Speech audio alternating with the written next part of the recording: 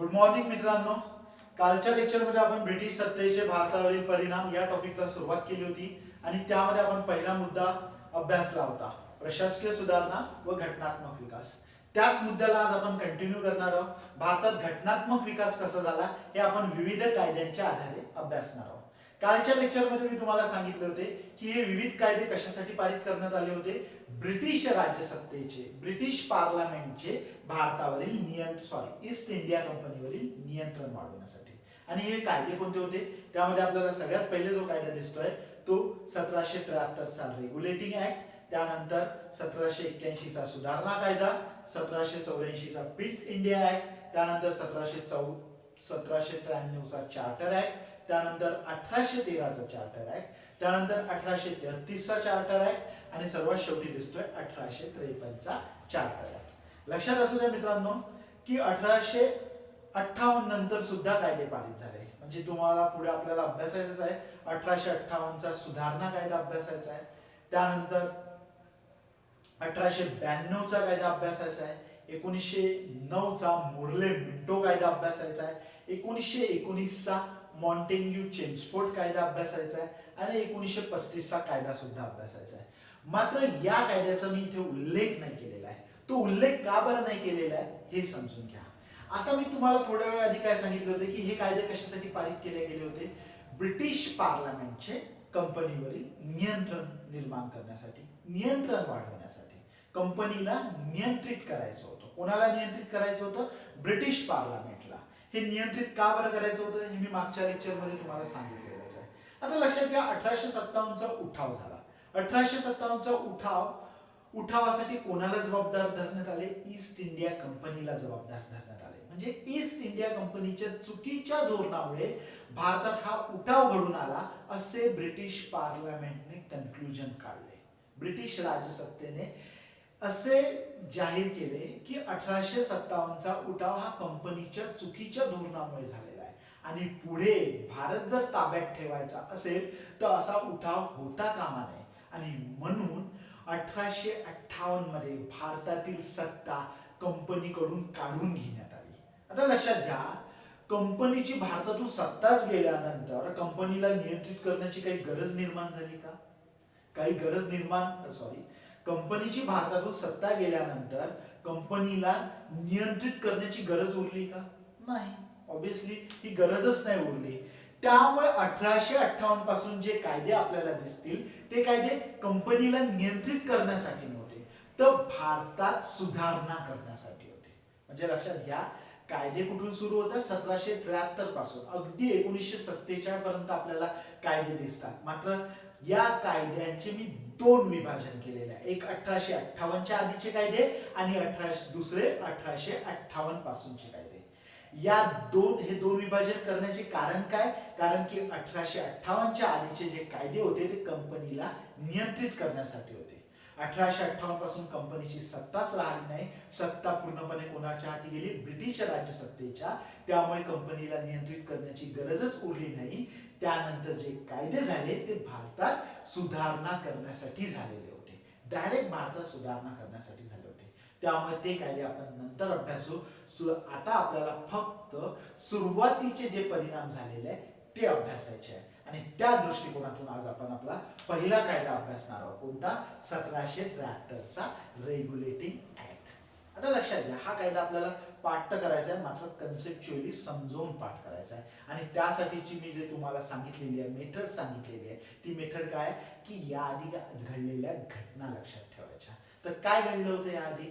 कंपनीने राज्यकारभार करायला सुरुवात केली होती आणि त्यामुळे आता प्रशासन कंपनीच्या हातात आले होते आणि याचा फायदा घेऊन कंपनी व्यापारात काय अधिकाधिक नफा कमवत होती आणि त्यामुळे इथे भ्रष्टाचार वाढीस लागला होता आणि त्यामुळे कुठेतरी कंपनीवर नियंत्रण निर्माण करावे ही गरज निर्माण झाली होती आणि त्या दृष्टिकोनातूनच मग हा 1773 चा कायदा पारित करण्यात आला. तर 1773 च्या कायद्यामध्ये आपल्याला काय दिसेल? कंपनीला नियंत्रित करण्याचे प्रयत्न दिसेल. बरोबर आहे. कोणाद्वारे? ब्रिटिश पार्लमेंटद्वारे. कोणी कायदा पारित केला असेल? हा ब्रिटिश पार्लमेंटने. कोणाला नियंत्रित करण्यासाठी? कंपनीला नियंत्रित करण्यासाठी. बरोबर आहे. तर लक्षात घ्या हा जो कारभार पाहिला जात होता म्हणजे भारतात ईस्ट इंडिया कंपनीच्या आपण याआधी अभ्यासलं की पश्चिमेकडे काही वसाहती होत्या, काही वसाहती पूर्वेकडे होत्या, दक्षिणेकडे सुद्धा काही वसाहती होत्या. तर या म्हणजे या वसाहतींना प्रेसिडेन्सी म्हटल्या जात. बरोबर आहे. भारतात त्या काळात प्रमुख 3 प्रेसिडेन्सी होत्या. एक बंगाल, त्यानंतर मद्रास आणि त्यानंतर बॉम्बे. आपण सध्या जे अभ्यासत आहोत ते कोणाला पुढे ठेवून अभ्यासत आहोत? बंगालला पुढे ठेवून अभ्यासत आहोत. म्हणजे लक्षात घ्या, ईस्ट इंडिया कंपनीची एक शाखा बंगालमध्ये होती, एक बॉम्बेमध्ये होती, एक मद्रासमध्ये होती आणि यांना काय म्हटले जायचे? प्रेसिडेन्सी. तर आपण सध्या कोणाला पुढे ठेवून अभ्यासत आहोत? बंगालला. का बरं? कारण की सर्वात पहिले जर प्रेसिडेन्सी निर्माण झाली असेल, प्रेसिडेन्सी म्हणण्याऐवजी सर्वात पहिले जर राज्यकारभार करण्याची गरज निर्माण झाली असेल तर ती कुठे झाली होती? बंगालमध्ये. तर लक्षात घ्या, या प्रेसिडेन्सीचा जो प्रमुख असायचा त्याला काय म्हटले जायचे? गव्हर्नर. म्हणजेच भारतात किती गव्हर्नर असतील? 3. एक बंगालचा गव्हर्नर, एक बॉम्बेचा गव्हर्नर आणि एक मद्रासचा गव्हर्नर. बरोबर आहे. तर सुरुवातीला आपल्याला बंगालच्या गव्हर्नरवरच फोकस करायचा आहे, कारण तेच आहे. कारण की पहिले प्रशासकीय सुधारणा कुठे झाल्या? बंगालमध्ये. तर याआधी मी एका बंगालच्या गव्हर्नरचा उल्लेख केला होता. कोणाचा? रॉबर्ट क्लाईव्हचा. रॉबर्ट क्लाईव्हने भारतात काय आणली? दुहेरी शासन व्यवस्था. बरोबर आहे. भारतात म्हणण्याऐवजी बंगालमध्ये. बंगालमध्ये काय आणली? दुहेरी शासन व्यवस्था. त्यानंतर जो बंगालचा गव्हर्नर होता तो कोण होता? Warren Hastings. वॉरेन हेस्टिंग्जने काय केली? दुहेरी शासन व्यवस्था समाप्त केली. आता लक्षात घ्या, 1773च्या कायद्याद्वारे ईस्ट इंडिया कंपनी ब्रिटिश पार्लमेंटला कोणाला नियंत्रित करायचे होते? ईस्ट इंडिया कंपनीला. आणि ईस्ट इंडिया कंपनीचा जो कारभार पाहणारा जो प्रमुख होता तो कोण होता? गव्हर्नर. म्हणजेच ब्रिटिश पार्लमेंट कोणाला नियंत्रित करेल? गव्हर्नरला. बरोबर आहे. तर ते नियंत्रित करण्यासाठी त्यांनी काय केलं ते लक्षात घ्या. त्यांनी एक गव्हर्नर जनरल इन काउन्सिलची स्थापना केली. कशाची स्थापना केली? गव्हर्नर जनरल इन काउन्सिलची स्थापना केली. तिला काय म्हटले जायचे? काउन्सिल परिषद म्हटले जायचे. बरोबर आहे. ही काउन्सिल परिषद काय करणार होती ती लक्षात घ्या. ही काउन्सिल परिषद बंगालच्या गव्हर्नरला सल्ला देणार होती. बरोबर आहे.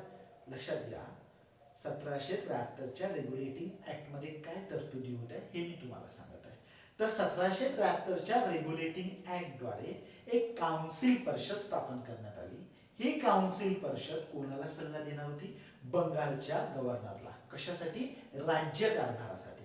या काउन्सिल परिषदेमध्ये 4 सदस्य राहणार होते आणि हे 4 सदस्य कोण नेमणार होती? ईस्ट इंडिया कंपनी नेमणार असेल का? ऑब्विसली नाही. कारण की ईस्ट इंडिया कंपनीच नेमत असेल तर मग गव्हर्नरला सल्ला कोण देत होती? East India company. गव्हर्नर कोणाचा होता? ईस्ट इंडिया कंपनीचा. मग जो उद्देश आहे नियंत्रणाचा तो साध्य झाला असता का? नाही. तर हे काउन्सिल परिषदेमध्ये जे 4 सदस्य नेमले जाणार होते हे सदस्य नेमणार होती ब्रिटिश पार्लमेंट. म्हणजे लक्षात घ्या, ब्रिटिश पार्लमेंट आपले 4 सदस्य काउन्सिल परिषदेच्या माध्यमातून भारतात पाठवणार होती. बंगालमध्ये ती बंगालच्या गव्हर्नरला सल्ला देणार होती. म्हणजेच बंगालचा गव्हर्नरला आता राज्य कारभार करताना अप्रत्यक्ष सल्ला कोणाचा मिळणार होता? ब्रिटिश पार्लमेंटचा. बरोबर आहे. आणि गव्हर्नरला राज्य कारभार करताना, बंगालच्या गव्हर्नरला राज्य कारभार करताना काउन्सिलच्या सल्ल्यानेच राज्य कारभार करायचा होता. काउन्सिलमध्ये एकूण 4 सदस्य राहणार होते. निर्णय बहुमताने असणार होते. जर समानतेची स्थिती निर्माण झाली तर अंतिम मत, निर्णायक मत कोण देणार होता? बंगालचा गव्हर्नर. म्हणजे लक्षात घ्या, जर एखादा निर्णय घ्यायचा आहे, 4 पैकी 3 सदस्याने एखादे मत नोंदवले तर त्या मतानुसारच गव्हर्नरला निर्णय घ्यायचा होता. जर एखाद्या विषयावर 2-2 अशी परिस्थिती निर्माण झाली तर निर्णायक मत कोण देणार होते? गव्हर्नर. समजलं? तर अशा प्रकारे ही काउन्सिल परिषदेच्या माध्यमातून बंगालच्या गव्हर्नरवर कोणाचे नियंत्रण निर्माण झाले? ब्रिटिश पार्लमेंटचे. बरोबर आहे. त्याचप्रमाणे इतर आणखी काही सुधारणा झाल्या. त्या सुधारणा सुद्धा आपल्याला लक्षात घ्यायच्या आहे. नियंत्रण तर निर्माण झालेच, मात्र लक्षात घ्या, भारतात ईस्ट इंडिया कंपनी एकूण किती प्रेसिडेन्सीच्या माध्यमातून कार्यरत होती? 3. बॉम्बे, मद्रास आणि बंगाल. तर आता यांच्यामध्ये सुद्धा सामंजस्य असणे आवश्यक आहे असे ब्रिटिश पार्लमेंटच्या लक्षात आले आणि त्यामुळे बंगालच्या गव्हर्नरला अधिक अधिकार देण्यात आले. आणि हे अधिक म्हणजे जास्तीचे अधिकार देताना बंगालच्या गव्हर्नरचे नाव बदलवण्यात आले. बंगालच्या गव्हर्नरला गव्हर्नर म्हणण्याऐवजी गव्हर्नर इन जनरल हे नाव देण्यात आले. म्हणजे लक्षात घ्या, एकाच वेळी तो बंगालचा गव्हर्नर म्हणूनही काम करणार होता आणि त्याचप्रमाणे गव्हर्नर इन जनरल म्हणून काम करताना, गव्हर्नर जनरल म्हणून काम करताना त्याला अतिरिक्त जबाबदारी देण्यात आली. ती अतिरिक्त जबाबदारी काय होती हे लक्षात घ्या. युद्ध आणि शांतता या बाबतीत जर कोणताही निर्णय घ्यायचा असेल कोणाला, बॉम्बे आणि मद्रास प्रेसिडेन्सीला, तर त्यांना आधी बंगालच्या गव्हर्नर जनरलला विचारायचे होते. म्हणजे लक्षात घ्या काय बोलतोय मी हे लक्षात घ्या. बंगालचा गव्हर्नर पण होता, मात्र गव्हर्नर म्हणून त्याला फक्त कोणा बाबतीत निर्णय घ्यावे लागत होते, बंगालच्या बाबतीत. आणि जेव्हा तो गव्हर्नर जनरल म्हणून काम करणार होता तेव्हा तो बॉम्बे आणि मद्रास प्रेसिडेन्सीला सुद्धा गाईड करणार होता. कशाच्या बाबतीत, युद्ध आणि शांततेच्या बाबतीत, जेणेकरून इथले युद्ध आणि शांततेच्या बाबतीत जे काही निर्णय होईल त्यामध्ये काय राहावा, एक समन्वय राहावा, हा हेतू होता. म्हणजेच लक्षात घ्या, या आधी राज्यकारभार स्वतंत्ररित्या चालवला जात होता. कसा, बॉम्बे प्रेसिडेन्सी पूर्णपणे स्वतंत्र राज्यकारभार करत होती, मद्रास पूर्ण स्वतंत्रपणे आणि बंगाल पूर्ण स्वतंत्रपणे. मात्र आता काय केलं, पूर्ण बाबीच्या बाबतीत नाही, मात्र एका महत्वाच्या बाबतीत, कशाच्या, युद्ध व शांततेच्या बाबतीत बॉम्बे आणि मद्रास प्रेसिडेन्सीला कोणाच्या अधीनस्थ केले, बंगालच्या गव्हर्नर जनरलच्या अधीनस्थ केले. आणि अशा प्रकारे भारतात केंद्रीकृत प्रशासनाचा पाया घातला गेला. केंद्रीकृत प्रशासन म्हणजे काय, एका स्तरावरून जेव्हा प्रशासन चालवले जाते तेव्हा त्याला काय म्हटले जाते, केंद्रीकृत प्रशासन. तर याची सुरुवात म्हणजे ब्रिटिश प्रशासनामध्ये केंद्रीकृत प्रशासनाची सुरुवात कोणत्या कायद्यामुळे झाली, 1773च्या कायद्यामुळे. ही फक्त सुरुवात होती. पुढे आपल्याला लक्षात येईल जेव्हा आपण पुढे व्हाईसरॉय वगैरे पाहू तर सर्व अधिकार कोणाच्या हातात होते, व्हाईसरॉयच्या. निर्णय कोण घ्यायचा, व्हाईसरॉय. म्हणजे ते काय होते, केंद्रीकृत प्रशासन. मात्र ते हळूहळू विकसित होत गेले. सुरुवातीला जे विकसित झाले ते कशाच्या म्हणजे सुरुवातीला अगदी प्राथमिक जो आपल्याला टप्पा दिसतोय तो कुठे दिसतोय, 1773च्या कायद्यामध्ये. कशा प्रकारे दिसतोय, कारण की युद्ध व शांततेच्या बाबतीत बॉम्बे आणि मद्रास प्रेसिडेन्सीला कोणाच्या अधीनस्थ करण्यात आले होते, बंगालच्या अधीनस्थ. आणि त्यासाठी बंगालच्या गव्हर्नरचे पदनाम काय करण्यात आले होते, बंगालचा गव्हर्नर जनरल. म्हणजे एकाच वेळेस तो काय होता, बंगालचा गव्हर्नर आणि बंगालचा गव्हर्नर जनरल. त्याचप्रमाणे इथल्या न्याय व्यवस्थेमध्ये सुधारणा करण्यासाठी 1773च्या कायद्याने कलकत्ता येथे काय स्थापन केली, सुप्रीम कोर्टाची स्थापना केली. आणि ही स्थापना कधी झाली, 1774 मध्ये. 1774 मध्ये कलकत्ता येथे सुप्रीम कोर्ट. कोणत्या कायद्याने, 1773च्या कायद्याने. तर लक्षात घ्या, अशा प्रकारे या 1773च्या महत्वाच्या तरतुदी आपल्याला लक्षात ठेवायच्या. सहजरित्या आपण त्या लक्षात ठेवू शकतो. पहिली तरतूद काय, काउन्सिल परिषद. ऑब्विसली ही असेल कशासाठी होती, गव्हर्नरला सल्ला देण्यासाठी. या काउन्सिल परिषदेमध्ये किती सदस्य होते, 4. ते कसे निर्णय घेणार होते, बहुमताने. ठीक आहे. त्यानंतर दुसरं महत्वाचं, ठीक आहे, कलकत्ता येथे सुप्रीम कोर्टाची स्थापना कधी, 1774 मध्ये. त्याचप्रमाणे या कायद्याने बंगालच्या गव्हर्नरचे पदनाम काय, गव्हर्नर जनरल. गव्हर्नर जनरल हे पदनाम का बरं करण्यात आले, कारण की त्याला अधिक अधिकार देण्यात आले. कशाच्या बाबतीत, बॉम्बे आणि मद्रास प्रेसिडेन्सीच्या बाबतीत. कोणते अधिकार दिले, की युद्ध आणि शांतता या बाबतीत जर बॉम्बे आणि मद्रास प्रेसिडेन्सीला निर्णय घ्यायचा असेल तर त्याने आधी कोणाचा सल्ला घ्यायचा, बंगालच्या गव्हर्नरचा. ठीक आहे. त्यानंतर आणखी इतर काही तरतुदी आहे का हे आपण लक्षात घेऊ. त्यानंतर लक्षात घ्या, कंपनीच्या अधिकाऱ्यामध्ये भ्रष्टाचार वाढला होता हे मी तुम्हाला सांगितलं. तर या कायद्याने कंपनीच्या अधिकाऱ्यांना कोणत्याही प्रकारे देणगी स्वीकारण्यापासून काय करण्यात आले, प्रतिबंधित करण्यात आले. ठीक आहे. तर हा कायदा मी एक वेळा वाचतो आणि त्यानंतर मग आपण नेक्स्ट कायदा अभ्यासू. ठीक आहे. तुम्ही तुमच्या नोट्स मध्ये बघा, रेग्युलेटिंग ऍक्ट 1773. ठीक आहे. पहिला जो मुद्दा आहे तो काय आहे, कंपनीच्या कारभारावर नियंत्रण निर्माण करण्यासाठी पारित करण्यात आलेला ब्रिटिश पार्लमेंटचा हा पहिला कायदा होता. ठीक आहे. सिंपल क्वेश्चन आपल्याला इथे विचारले जाऊ शकते की ब्रिटिश पार्लमेंटद्वारे भारतात कंपनीला नियंत्रित करण्यासाठी पारित करण्यात आलेला पहिला कायदा कोणता. पहिला कायदा कोणता, रेग्युलेटिंग ऍक्ट 1773. त्याच्या नावातच रेग्युलेटिंग ऍक्ट, त्यामुळे या कायद्याचा उद्देश आपल्याला लक्षात येईल. या कायद्याने दुसरा जो पॉइंट आहे तो काय आहे, या कायद्याने भारतात केंद्रीकृत प्रशासनाचा पाया घातला. कशा प्रकारे केंद्रीकृत प्रशासनाचा पाया घातला?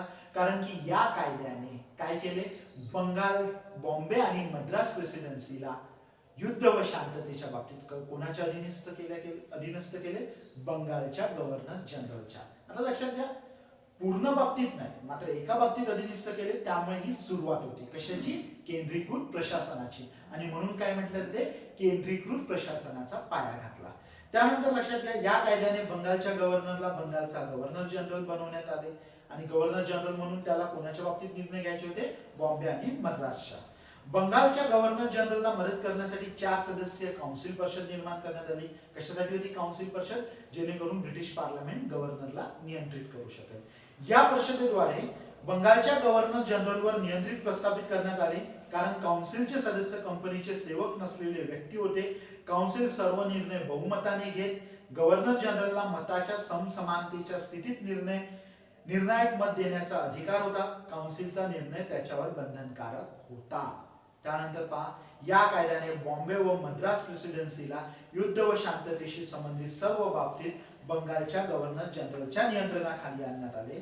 अशा प्रकारे या कायद्याने कंपनीच्या भारतातील प्रशासनाचे केंद्रीकरण घडवून आणले. मात्र ही फक्त काय होती? सुरुवात. या कायद्याद्वारे कलकत्त्याला सुप्रीम कोर्ट स्थापन करण्यात आले. सुप्रीम कोर्टाचे पहिले मुख्य न्यायाधीश होते सर इलियास इम्पे. कंपनीच्या अधिकाऱ्यांना भेट देणगी देण्यापासून प्रतिबंधित करण्यात आले. आणि गव्हर्नर जनरलला कंपनीच्या ताब्यातील प्रदेशासाठी नियमने करण्याचा अधिकार देण्यात आला. म्हणजे अधिक अधिकार कोणाला देण्यात आले? गव्हर्नर जनरलला. आता लक्षात घ्या, या कायद्यात काही दोष होते. आता बहुमताने निर्णय घेण्याचे ते दोष काय होते हे मी वाचतोय. काउन्सिलच्या बहुमताने निर्णय घेण्याच्या व्यवस्थेमुळे गव्हर्नर जनरल काय बनला? कमजोर बनला. बरोबर आहे, कारण काउन्सिलचे 4 पैकी 3 सदस्य नेहमी त्याच्या विरुद्ध असतात. म्हणजे 3 सदस्य त्याच्या विरुद्ध असल्यामुळे गव्हर्नर जनरलला निर्णय घेणे शक्य राहत होते का? नाही. त्यानंतर सुप्रीम कोर्ट आणि गव्हर्नर जनरल इन काउन्सिल मध्ये सुद्धा संघर्ष निर्माण झाला. लक्षात घ्या, सुप्रीम कोर्ट निर्माण होण्याच्या आधी कोणत्याही न्यायिक मुद्द्यावर अंतिम निर्णय कोण देत होती? गव्हर्नर जनरल इन काउन्सिल देत होती. आता एकाच वेळी सुप्रीम कोर्ट आणि गव्हर्नर जनरल इन काउन्सिल हे काम करणार होते. त्यामुळे त्यांच्यामध्ये संघर्ष निर्माण व्हायला लागला. ठीक आहे, याच्या डिटेलमध्ये जाण्याची आवश्यकता नाही, फक्त ही फॅक्ट्स लक्षात ठेवा. त्यानंतर लक्षात घ्या, 1773च्या कायद्यातील दोष दूर करण्यासाठी 1781चा कायदा पारित करण्यात आला. बस हीच फॅक्ट्स तुम्हाला इथे लक्षात ठेवायच्या. परीक्षेच्या दृष्टिकोनातून इथे काहीही महत्त्वाचा मुद्दा नाही. त्यानंतर जो नेक्स्ट कायदा आहे तो कोणता आहे? Pitt's India act 1784. हा मात्र महत्त्वाचा ऍक्ट आहे. परीक्षेच्या दृष्टिकोनातून इथे तुम्हाला काय लक्षात ठेवायचं आहे हे मी तुम्हाला सांगणार आहे. यानंतर जो आपल्याला नेक्स्ट कायदा अभ्यासायचा आहे तो आहे महत्त्वाचा जो कायदा आहे तो आहे 1784चा पिट्स इंडिया ऍक्ट. ठीक आहे, हा कायदा अभ्यासताना सुद्धा आपण याआधी अभ्यासलेला कायदा लक्षात ठेवायचा आहे. यापेक्षा अधिक ऍडव्हान्स हा कायदा होता. ठीक आहे, तर लक्षात घ्या मित्रांनो, कंपनी भारतात आता राज्यकारभार सुद्धा करत होती आणि व्यापार सुद्धा करत होती. तर या कायद्याने यावरच म्हणजे या बाबीलाच टार्गेट केले. ठीक आहे, कारण की लक्षात घ्या, कंपनी फक्त आधी कशासाठी होती? व्यापार करण्यासाठी. मात्र ती आता राज्यकारभार करायला सुद्धा लागली होती. मात्र राज्यकारभारामध्ये कंपनी तितकी प्रभावी नव्हती, कारण की त्यांचा जो भर होता तो कशावर होता? व्यापारावर. आणि त्यामुळे इथे काही समस्या निर्माण झाल्या होत्या. आणि त्यामुळेच ब्रिटिश पार्लमेंटने त्या दृष्टीने या कायद्यामध्ये आणखी महत्त्वाची तरतूद केली. तर 1784च्या कायद्याने, पिट्स इंडिया ऍक्टने कंपनीच्या व्यापारी आणि राजकीय कार्यामध्ये स्पष्ट फरक करण्यात आला.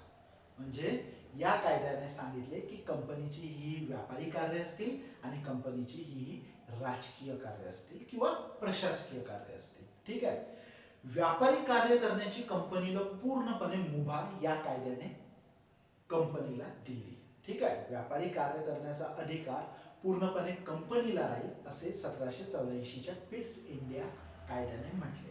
म्हणजे व्यापाराबाबतीत कोणतेही निर्णय घ्यायचे असेल तर कंपनीच्या बोर्ड ऑफ डायरेक्टर्सला काय देण्यात आली? मुभा देण्यात आली. लक्षात घ्या, आता बरेचसे शब्द येणार असे. तर बोर्ड ऑफ डायरेक्टर काय असेल तुम्हाला माहित असेल की कोणतीही कंपनी असेल तर तिचे काय असते? एक डायरेक्टरचे बोर्ड असते, त्याला आपण काय म्हणतो? Board of director. तर ईस्ट इंडिया कंपनीचा सुद्धा कारभार हा बोर्ड ऑफ डायरेक्टर्स द्वारे पाहिला जायचा. तर व्यापारी कार्य करण्याची म्हणजे 1784च्या पिट्स इंडिया ऍक्ट कायद्याने व्यापारी कार्य करण्याची पूर्णपणे मुभा कोणाला दिली? कंपनीच्या बोर्ड ऑफ डायरेक्टरला. मात्र कंपनीच्या राजकीय कामावर, राजकीय कारभारावर, प्रशासकीय कारभारावर पार्लमेंटने आपले नियंत्रण वाढवले आणि त्यासाठी नियंत्रण वाढवण्यासाठी आणखी एक व्यवस्था निर्माण केली. ती व्यवस्था ओळखली जाते बोर्ड ऑफ कंट्रोल या नावाने. म्हणजेच लक्षात घ्या, या आधी ज्याचा मी उल्लेख केला ते काय होते? Board of director. त्यामध्ये जे असतील ते कोणाचे सेवक असतील? कंपनीचे. आता मी जो उल्लेख केलाय तो कशाचा उल्लेख केलेला आहे? बोर्ड ऑफ कंट्रोलचा. बोर्ड ऑफ कंट्रोलचा उद्देश काय होता? ब्रिटिश पार्लमेंटचे कंपनीवर नियंत्रण वाढवणे. कोणत्या कार्यावर? कंपनी जे प्रशासकीय कार्य करणार होती, राजकीय कार्य करणार होती, त्यावरचे नियंत्रण वाढवणे. कोणाला हे नियंत्रण वाढवायचे होते किंवा कोणाला हे नियंत्रण ठेवायचे होते? पार्लमेंटला. कशावर? कंपनीच्या प्रशासकीय कारभारावर. आणि त्यांनी त्यासाठी काय नेमले? Board of control. म्हणजे लक्षात घ्या, बोर्ड ऑफ कंट्रोल मधील सदस्य कोण नेमेल? ऑब्विसली ब्रिटिश पार्लमेंट नेमेल. तर ब्रिटिश पार्लमेंट बोर्ड ऑफ कंट्रोलचे सदस्य नेमणार होते आणि हे बोर्ड ऑफ कंट्रोल कंपनीच्या भारतातील प्रशासकीय कार्यावर नियंत्रण ठेवणार होते. म्हणजेच लक्षात घ्या, नियंत्रण आता पुन्हा वाढले होते. आपण याआधी 1773चा कायदा बघितला, त्यामध्ये नियंत्रणासाठी काय केलं होतं? कंपनीचा जो गव्हर्नर राहायचा त्या गव्हर्नरला सल्ला देण्यासाठी काय स्थापन केली होती? काउन्सिल परिषद. म्हणजे लक्षात घ्या, इथे पण 3 उल्लेख आलेला आहे. एक आलेला आहे काउन्सिल परिषदेचा जो 1773 मध्येच उल्लेख आलेला आहे, म्हणजे 1773च्या कायद्यामध्येच उल्लेख आलेला आहे. त्यानंतर उल्लेख आलेला बोर्ड ऑफ डायरेक्टरचा आणि त्यानंतर उल्लेख आलेला आहे बोर्ड ऑफ कंट्रोलचा. समजून घ्या, फार सोपे आहे. काउन्सिल परिषद कशासाठी निर्माण केली होती? गव्हर्नरला सल्ला देण्यासाठी. काउन्सिल परिषद सुद्धा कोणाला म्हणजे कोणाच्या अधीन होती? ब्रिटिश पार्लमेंटच्या. म्हणजे गव्हर्नरला सल्ला देण्यासाठी काउन्सिल परिषद स्थापन केली होती. आता नियंत्रण आणखी वाढवायचे होते म्हणून काय स्थापन केले? Board of control. मात्र बोर्ड ऑफ कंट्रोल कंपनीच्या कोणत्या कारभाराला नियंत्रित करणार होती? फक्त राजकीय कारभाराला, प्रशासकीय कारभाराला. व्यापारी कार्यामध्ये पूर्ण मुभा कोणाला देण्यात आली? कंपनीला, म्हणजेच बोर्ड ऑफ डायरेक्टर्सला. ठीक आहे. तर या बोर्ड ऑफ कंट्रोल मध्ये 6 सदस्य होते, बरोबर आहे. या बोर्ड ऑफ कंट्रोलचे वेतन कोण देणार होती? ऑब्विसली ब्रिटिश पार्लमेंट वेतन देणार होती, कारण की ते कोणाचे सेवक होते? ब्रिटिश पार्लमेंटचे. म्हणजेच त्यांचं वेतन कोणाच्या तिजोरीतून दिल्या जात असेल? ब्रिटिश तिजोरीतून, बरोबर आहे. त्यानंतर आणखी महत्वाचं जे तुम्हाला लक्षात ठेवायचं आहे, याआधी आपण अभ्यासलं की 1773च्या कायद्याने काउन्सिल परिषद निर्माण झाली होती आणि काउन्सिल परिषदेमध्ये 4 सदस्य होते. या 4 पैकी 3 सदस्य नेहमी गव्हर्नर जनरलच्या विरोधात राहायचे आणि त्यामुळे गव्हर्नर जनरलला निर्णय घेणे शक्य नसायचे. त्यामुळे कुठेतरी इथे निर्णयांमध्ये दिरंगाई निर्माण झाली आणि ही समस्या दूर करण्यासाठी आता काउन्सिल परिषदेची सदस्य संख्या कमी करण्यात आली आणि ती सदस्य संख्या किती करण्यात आली? फक्त 3. या 3 मधला एक जरी सदस्य गव्हर्नर जनरलच्या बाजूने असेल तरी गव्हर्नर जनरलला निर्णय घेता येणे शक्य झाले. ठीक आहे. तर काउन्सिल परिषदेचे जे नियंत्रण म्हणजे काउन्सिल परिषदेद्वारे जे अतिरिक्त नियंत्रण निर्माण झाले होते ते थोडे आता कमी करण्यात आले. त्याचप्रमाणे लक्षात घ्या, या कायद्यामध्ये यापुढे भारतीय राज्याशी युद्ध न करण्याचे धोरण स्वीकारण्यात आले. ठीक आहे. कारण की युद्धामुळे इथे असंतोष निर्माण होत आहे. भारतीय सत्ताधीशांसोबत युद्ध केल्यामुळे इथे असंतोष वाढीस लागत आहे हे लक्षात आले होते आणि हा असंतोष जर मोठ्या प्रमाणात वाढला असता तर व्यापाराला धोका निर्माण झाला असता. म्हणून या कायद्याने सांगण्यात आले की यापुढे भारतातील सत्ताधीशांच्या अंतर्गत कारभारात हस्तक्षेपाचे धोरण स्वीकारण्यात यावे. ठीक आहे. आणि महत्वाचा आणखी एक तरतूद 1773च्या कायद्यामध्ये आपण बघितलं होतं, बॉम्बे आणि मद्रास प्रेसिडेन्सीला कोणाच्या अधीनस्थ करण्यात आलं होतं? बंगालच्या गव्हर्नर जनरलच्या अधीनस्थ करण्यात आलं होतं आणि तेथूनच कशाची सुरुवात झाली होती? केंद्रीकृत प्रशासनाची. आता या कायद्याने केंद्रीकृत प्रशासन आणखी वाढवलं असेल आणि ते कशा प्रकारे वाढवलं ते लक्षात घ्या. युद्ध व शांततेच्या बाबतीतच नाही तर महसुलाच्या बाबतीत सुद्धा, ठीक आहे, महसुली कामकाजाच्या बाबतीत सुद्धा बॉम्बे आणि मद्रास प्रेसिडेन्सीला बंगालच्या गव्हर्नरच्या अधीनस्थ करण्यात आले. म्हणजेच लक्षात घ्या, या कायद्याने केंद्रीकृत प्रशासन आणखी वाढवले. तर अशा प्रकारे ह्या 1784च्या कायद्यातील महत्वाच्या तरतुदी होत्या. पुन्हा एक वेळा रिपीट करतो, लक्षात घ्या. 1784च्या कायद्याने काय केले, कंपनीच्या व्यापारी आणि राजकीय कार्यामध्ये स्पष्ट फरक केला. व्यापारी कार्य करण्याची पूर्ण मुभा कोणाला देण्यात आली, कंपनीला, म्हणजेच बोर्ड ऑफ डायरेक्टरला. मात्र राजकीय कारभारावर काय केले, नियंत्रण निर्माण केले. कशाच्या माध्यमातून, बोर्ड ऑफ कंट्रोलच्या माध्यमातून. बोर्ड ऑफ कंट्रोल मध्ये एकूण किती सदस्य होते, 6. हे कोणाचे सेवक होते, पार्लमेंटचे. त्यामुळे वेतन कोण देत होते, ब्रिटिश पार्लमेंट, म्हणजे ब्रिटिश तिजोरीतून हे वेतन दिले जायचे. बरोबर आहे. त्यानंतर बॉम्बे आणि मद्रास प्रेसिडेन्सीला पुन्हा कोणाच्या, म्हणजे त्यांचे बॉम्बे आणि मद्रास प्रेसिडेन्सीची अधीनस्थता वाढवण्यात आली. कोणाच्या प्रती, बंगालच्या गव्हर्नर जनरलच्या बाबतीत. कशाच्या बाबतीत आणखी अधीनस्थ करण्यात आले, महसुली कारभाराच्या बाबतीत. त्याचप्रमाणे इथल्या राज्यांच्या बाबतीत कोणते धोरण स्वीकारण्यात आले, अहस्तक्षेपाचे, म्हणजे युद्ध इत्यादी बाबतीत अहस्तक्षेपाचे धोरण स्वीकारण्यात आले. ठीक आहे. तर अशा प्रकारे हा 1784चा कायदा आपण अभ्यासला. यानंतर 1786चा कायदा पारित करण्यात आला. हा कायदा तुम्हाला फक्त एवढं लक्षात ठेवायचं आहे की जे काउन्सिल परिषद होती, जिलाच काय म्हटलं जाते, गव्हर्नर जनरल इन काउन्सिल, जी कोणाला सल्ला देत होती, गव्हर्नरला, तिला अधिक कमजोर करण्यात आले. का बरं कमजोर करण्यात आले, कारण की 1786 मध्ये लॉर्ड कॉर्नवॉलिस भारतात आला आणि लॉर्ड कॉर्नवॉलिसने भारतात येताना ब्रिटिश पार्लमेंटला आधीच सांगितले होते की मी भारतात जाईन, मात्र मला तिथे राज्यकारभार करण्याची मुभा देण्यात यावी, माझ्यावरचे गव्हर्नर जनरल इन काउन्सिलचे नियंत्रण कमी करण्यात यावे, आणि त्यासाठीच मग हा कायदा पारित करण्यात आला. कोणता, 1786चा. त्यानंतर भारतात पहिला चार्टर ऍक्ट 1793 पारित झाला. यामध्ये बऱ्याचशा तरतुदी होत्या, मात्र एक महत्वाची तरतूद तुम्हाला लक्षात ठेवायची आहे, फक्त एकच. ठीक आहे. जी परीक्षेमध्ये वारंवार विचारली गेली आणि पुढे विचारली जाणे अपेक्षित आहे. मी याआधी सांगितलं तुम्हाला की 1784 मध्ये बोर्ड ऑफ कंट्रोलची स्थापना केली होती. बरोबर आहे. बोर्ड ऑफ कंट्रोल काय करणार होते, कंपनीला नियंत्रित करणार होते. कोणासाठी, ब्रिटिश पार्लमेंटसाठी. म्हणजे बोर्ड ऑफ कंट्रोलचे सदस्य कोणासाठी काम करणार होते, ब्रिटिश पार्लमेंटसाठी. तर त्यांचे वेतन सुद्धा कोण देत होती, ब्रिटिश पार्लमेंट. म्हणजे काय, ब्रिटिश तिजोरीतून हे वेतन दिले जात होते. मात्र 1793च्या कायद्याने अगदी विचित्र तरतूद केली. यापुढे बोर्ड ऑफ कंट्रोलच्या सदस्यांचे वेतन भारतीय तिजोरीतून दिले जाणार होते. म्हणजेच लक्षात घ्या, बोर्ड ऑफ कंट्रोल काम करणार होती ब्रिटिश पार्लमेंटसाठी, मात्र वेतन कुठून दिले जाणार होते, भारतीय तिजोरीतून. म्हणजेच यापुढे वेतन कोणाला द्यायचे होते, कंपनीला.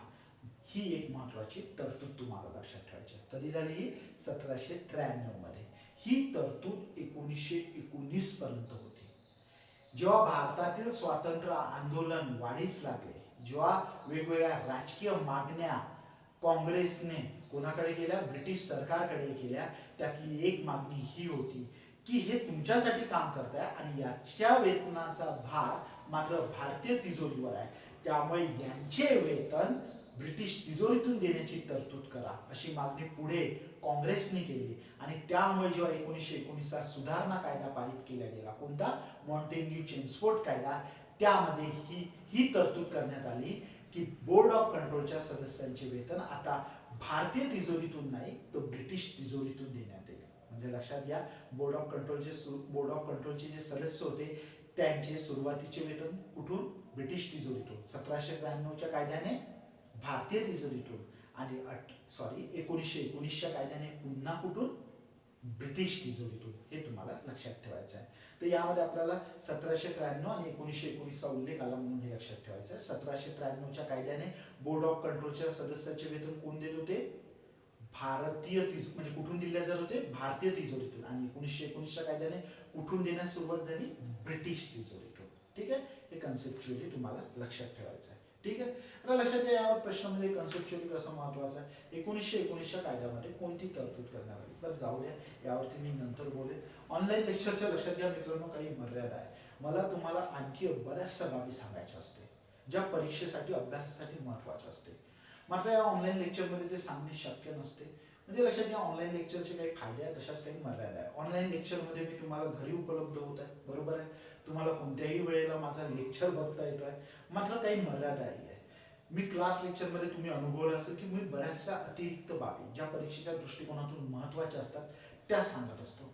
त्या ऑनलाईन लेक्चरमध्ये मला सांगणे शक्य नसते. ठीक आहे, तर त्या मर्यादा तुम्हाला लक्षात घ्यायच्या आणि तुमचे काही डाऊट्स असतील परीक्षेविषयी तर माझ्याशी संपर्क साधायचा आहे. यानंतर आपण नेक्स्ट आपले कायदे आपल्या नेक्स्ट लेक्चरमध्ये अभ्यासणार आहोत. ते कायदे कोणते? 1813चा कायदा, 1833चा कायदा आणि 1853चा कायदा. तर मित्रांनो, उद्या पुन्हा भेटूया. धन्यवाद.